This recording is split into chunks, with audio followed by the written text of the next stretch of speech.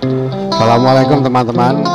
Di trip kali ini kita berbagi cerita dengan Pak sopir yang mengenai bagaimana sih cara Pak sopir GR ini mendahului di jalur selatan. Kita simak.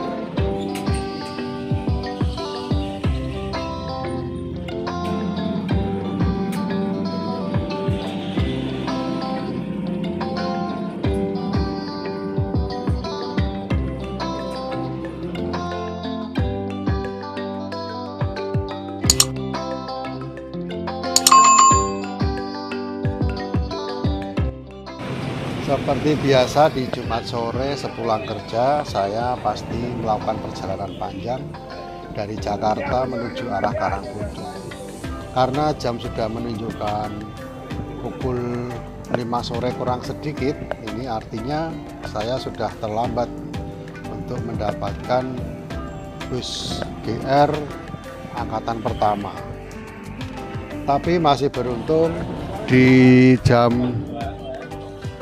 16.45 ada R143 yang masih merapat di pintu keluar terminal. Sesuai dengan jadwal, GR pertama itu pukul 16.15 ya, telat-telatnya 16.30 dan itu R136. Dan ternyata yang ada adalah R143 yang biasanya angkatan kedua.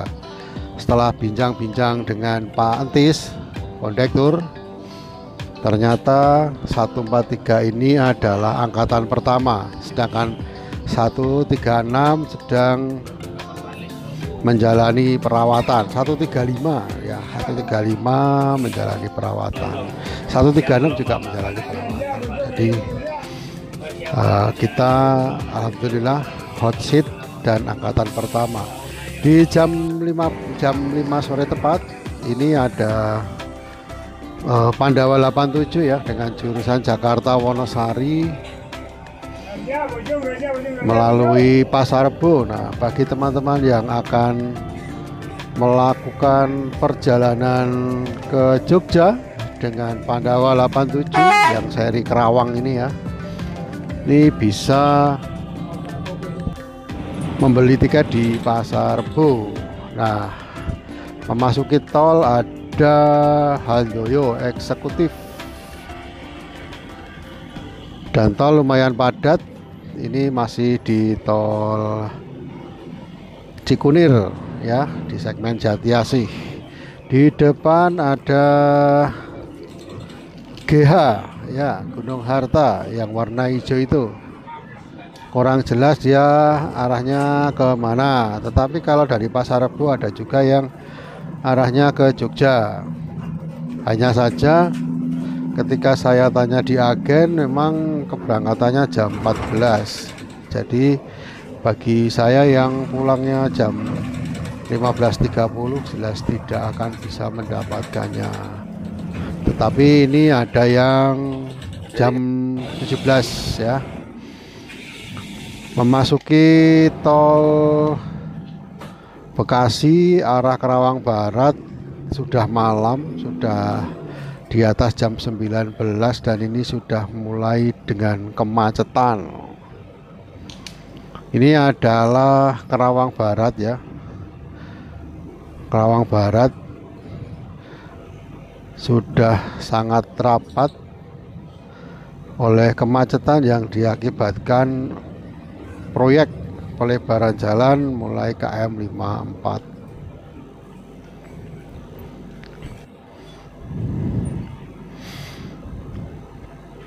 (143) tidak sendiri, di belakangnya ada 147 yang dikemudikan oleh Bapak Ruhimat.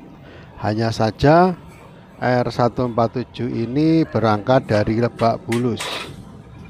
Dan pukul 7 sore ini ketika saya telepon, beliau tengah menuju keluar dari terminal. Jadi jaraknya cukup jauh dengan R143. Saya sedikit berharap bisa ketemu di Genah Rasa, tapi ternyata tidak bisa karena jeda waktunya terlalu jauh. Di tol Cikampek ini jalannya padat sekali dan kita ikut-ikutan yang di depan ya, menggunakan bahu jalan. Meskipun ini tidak boleh sebenarnya karena bahu jalan ini digunakan untuk kondisi darurat. Tapi pada kenyataannya kalau kita lihat di tol, baik itu iring-iringan dari aparat maupun ambulan itu selalu ambil di jalur cepat yang paling kanan. Jadi sebenarnya untuk siapakah bahu jalan itu?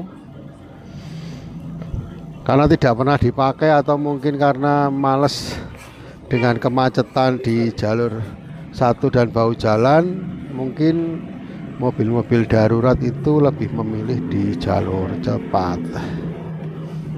Dan memang kalau dilihat dari pemanfaatan bahu jalan ini ya, memang kita sadari banyak sekali pelanggaran.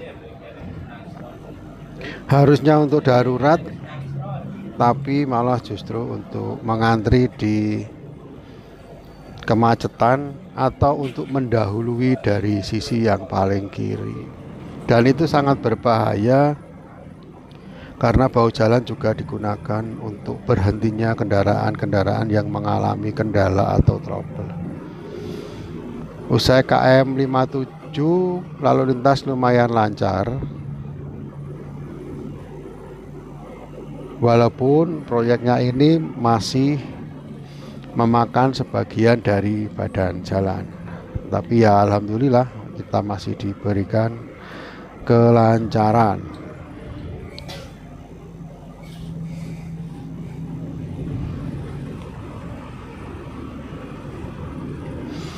(143) tidak lagi bersama Pak Antis sebagai sopir dan Pak Wawan sebagai driver, sebagai kenek ya. Tapi ini ada Pak Antis yang lain, Pak Antis muda ya, yang baru 4 bulan gabung di GR sebagai kondektur atau co-driver. Nah, di KM 66 ini saya sempat khawatir ya, karena sebelum memasuki KM 66 mobil berada di sisi paling kanan ya. Dan kemudian pada jarak kurang dari 500 meter tiba-tiba mendapatkan celah ke kiri dan langsung masuk di arah Bandung dan tidak lurus ke arah Cikampek. Saya sudah curiga kalau misalnya lurus di Cikampek nanti bakalan keluar Sadang dan gabung lagi mungkin di Cipularang ya.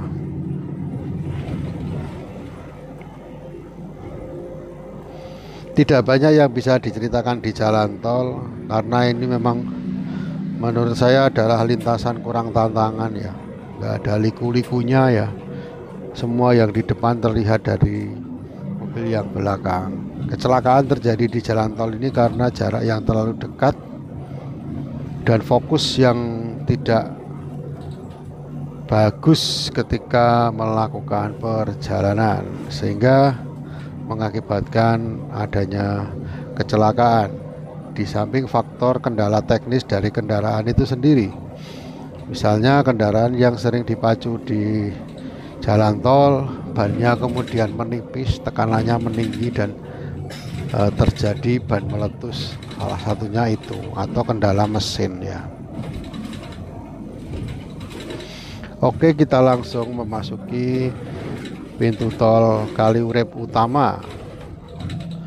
Biasanya GR dulu sebelum pandemi dari Kaliurip ini sudah langsung menurunkan kecepatan karena masuk di KM 72 untuk melakukan kontrol. Untuk saat ini kontrol memang belum ada lagi atau memang mungkin ditiadakan. Jadi sebenarnya driver-driver di Gapura Rahayu ini lebih dimudahkan ya. Tidak selalu harus tertib sekali ya. Pemeriksaan paling akhir ya dari ini yang paling kompleks atau paling seksama pemeriksaannya di rumah makan ya. Ada Pak Suce dan Pak Kengken di sana yang akan menghitung total penumpang dengan memasuki kabin penumpang dan dilihat satu persatu. Jika ada perbedaan jumlah dari penumpang yang ada dengan manifest, maka akan dilakukan pemeriksaan. Jika itu terjadi secara sengaja, maka tidak tanggung-tanggung biasanya skorsing akan diberlakukan kepada personil yang bersangkutan. Dari pintu tol ini kita juga akan langsung bypass, di shortcut saja, di skip saja, karena dari 72 hingga 145 saya istirahat.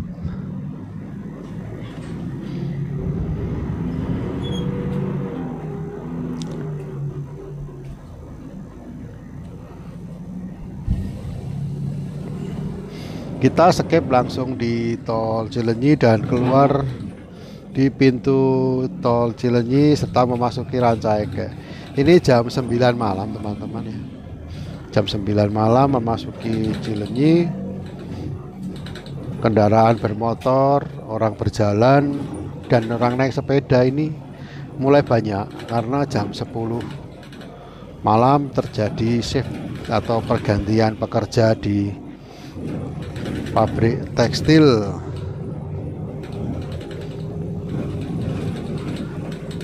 Biasanya para pekerja pulang jam 10 dan langsung digantikan oleh pekerja di shift berikutnya di pabrik KHTEK, terutama di pintu 2 yang selalu ramai. Jadi yang jam 9 ada di situ itu pertama, kalau bukan karyawan di shift berikutnya atau shift malam, adalah para penjemput dari shift sebelumnya. Kita melaju di Rancaege, barusan kita menyalip Karunia Bakti jurusan Garut Tanjung Priuk ya di tulisannya. Cuma saya itu kalau di Tanjung Priuk kok nggak pernah melihat ya Karunia Bakti ini, apakah dia parkir di luar atau hanya melintas saja, atau mungkin malah parkir di paling belakang. Saya kurang tahu, malah saya baru tahu ketika menyalip di Rancaege. Nah ini teman-teman, ini adalah pintu 2 dari KHTEK ya, mulai ramai dengan orang-orang ya, dengan karyawan dan dengan para penjemput. Kadang keramaian ini hanya menyisakan satu lajur saja, tapi karena ini masih jam 9, maka keramaiannya masih cukup terkendali.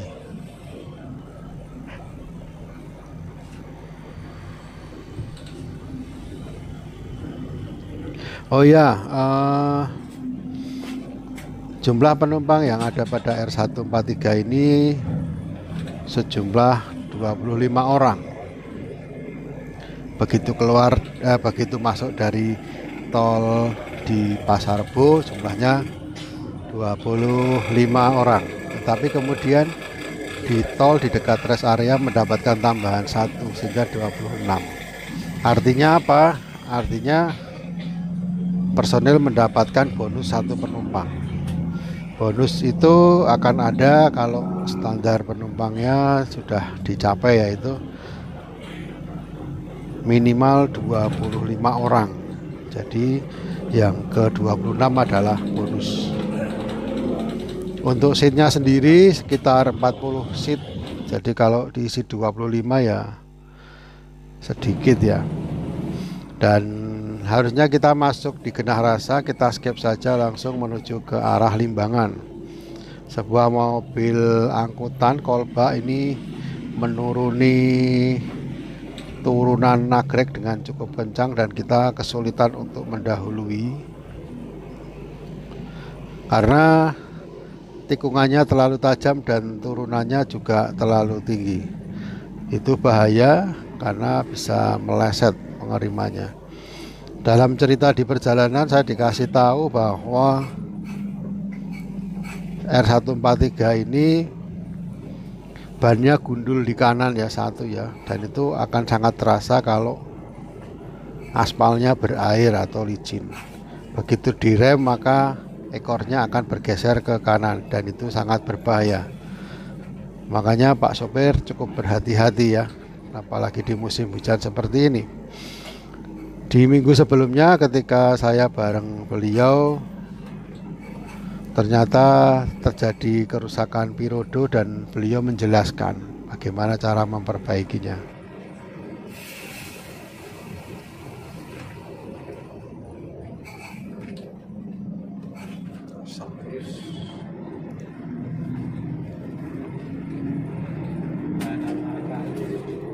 Barusan di aspal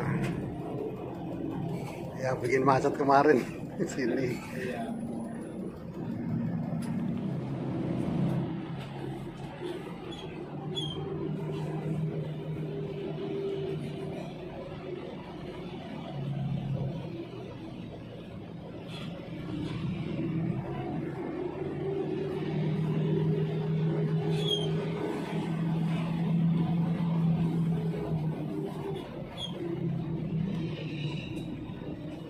Jakarta.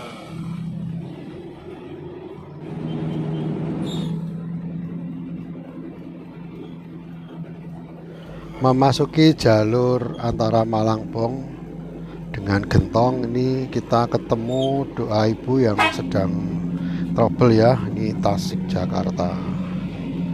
Dan di sini kita akan melakukan overtake beberapa kendaraan ya, sambil kita bertanya-tanya kepada Pak sopir apa dan bagaimana sih mengendalikan atau mengemudikan bus besar, terutama saat nikung-nikung di jalur selatan.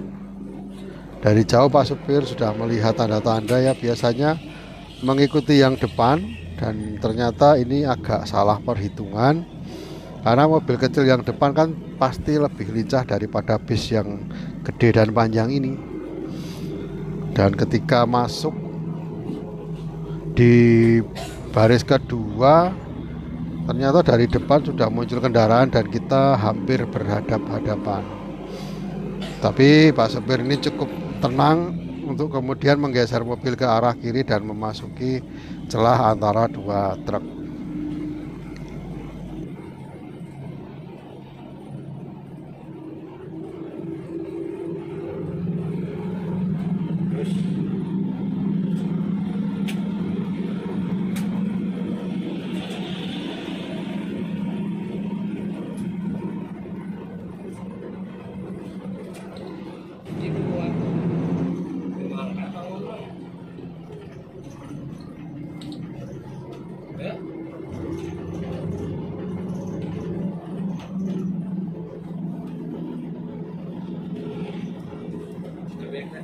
Kayak pernah di garasi kan?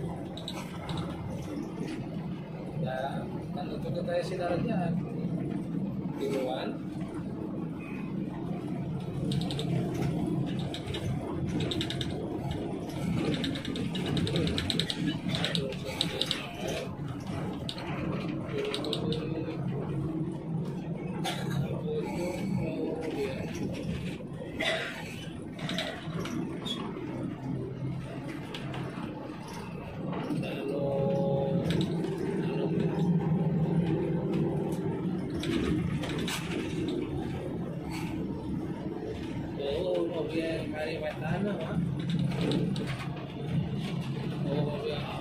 Kira-kira makan anu apa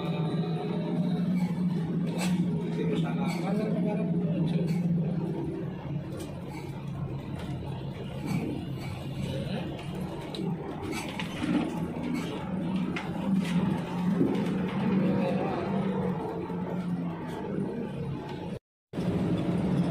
Sepi banget ya sini.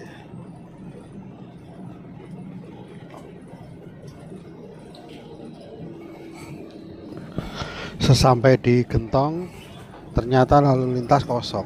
Jadi memang tanda-tanda yang telah kita jumpai di awal, yaitu bertemunya bis-bis dari timur di area Lewo Limbangan, ini adalah indikator bahwa di jalur Gentong atau jalur Ciawi ini lumayan kosong.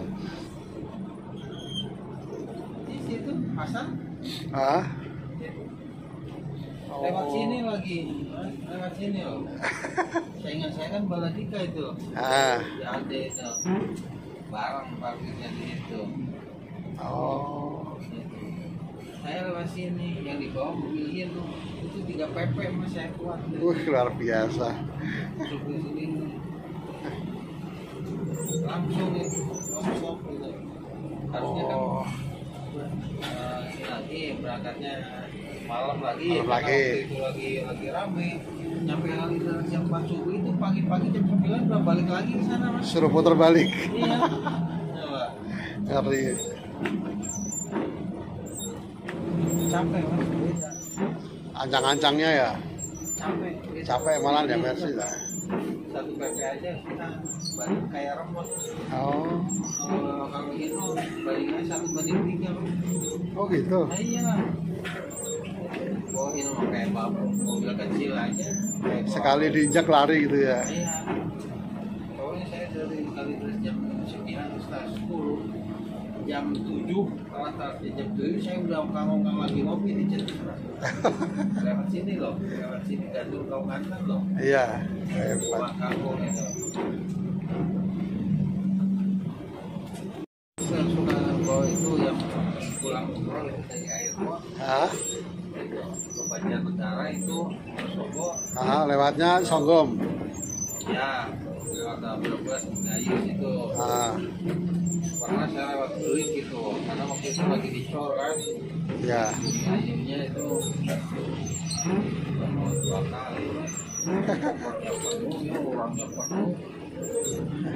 Nggak ada rembangannya. Iya loh. Itu di gigi satu itu udah ngumpul semua itu. Kanan kiri depan belakang. Wah, ngeri. Luar biasa. Itu bawa apa itu, Pak? Bawa orang yang pulang. Bukan anunya, mobilnya. Ino, RG. RG. RG cuma bodinya baru laksana itu. Oh, Laksana Discovery ya. Iya. SR2. Waktu keluaran SR baru-barunya itu udah mau 2 kali saya lewat beli ya.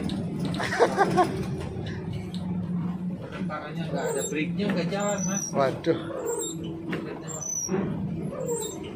Emang udah buat ukuran ini.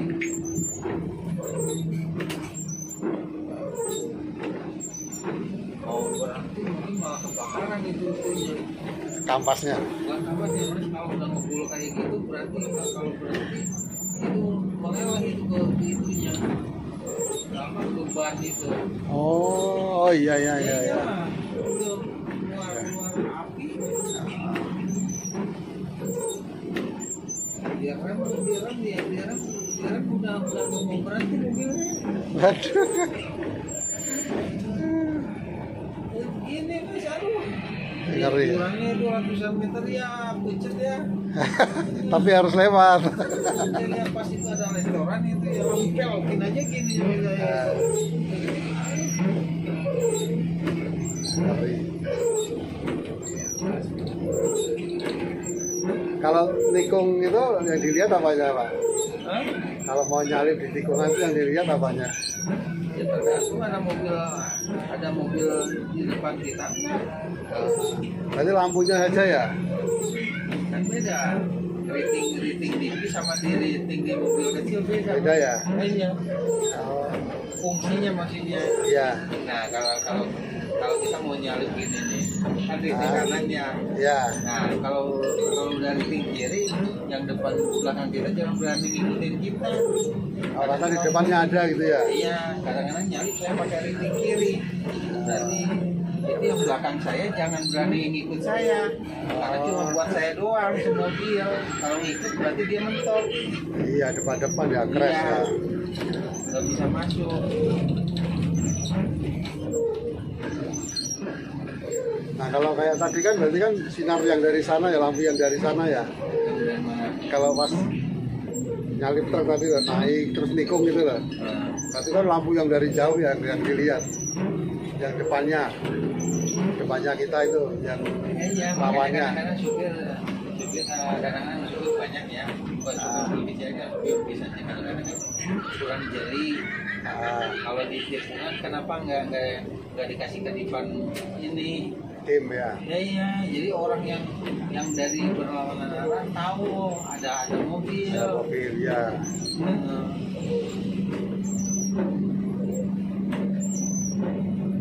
Ke kanan. Masih mendingan nyalip yang terus belokan ke sini. Oh itu. Iya, kalau nyalip ke kanan begini, kalau ada mobil pada kencangnya itu nggak ke kanan.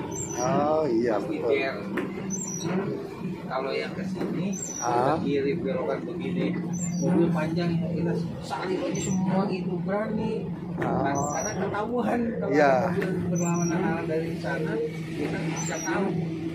Bisa keren lah minimal, bisa buang kita bisa ke sana. Kalau belokan ke kanan kita nyalip pas tikungan, berarti hebat dia punya nyawanya 10. Kayak kucing nyawanya 7 itu ya.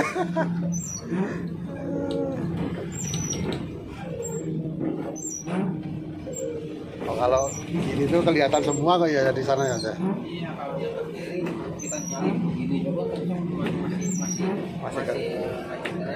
Iya.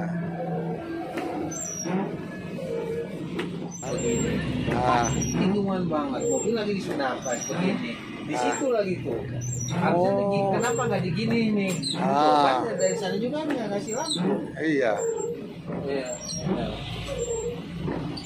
Dia mesti di sini nih, pakai lampu dekat ini nggak kelihatan. Saya kan biasanya kelihatan ya. Iya. Kalau belokan itu loh ada lampu, berarti ada mobil tuh dari sana. Ini mah nggak kelihatan. Mau pokoknya aja pas disalib udah ngerenteng. Pas saya belok, putih nih ada depan udah. Ngeri.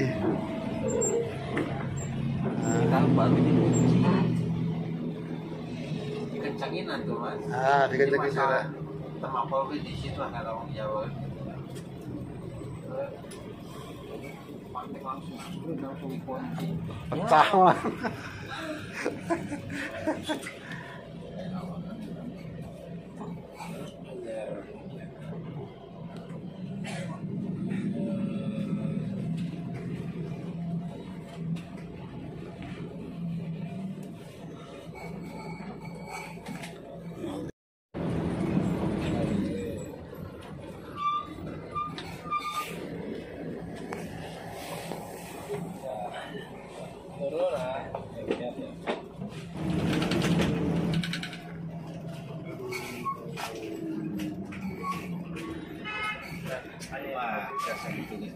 Sudah.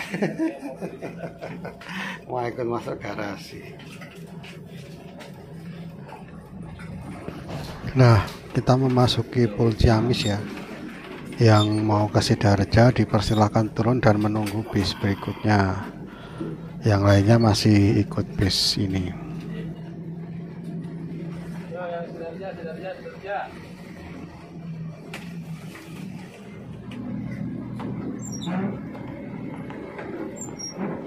Memasuki area Majenang, kita sudah hampir sampai pada tujuan ya, dan kita cukupkan untuk liputan malam ini. Terima kasih atas perhatian teman-teman semuanya. Kita jumpa kapan-kapan. Salam.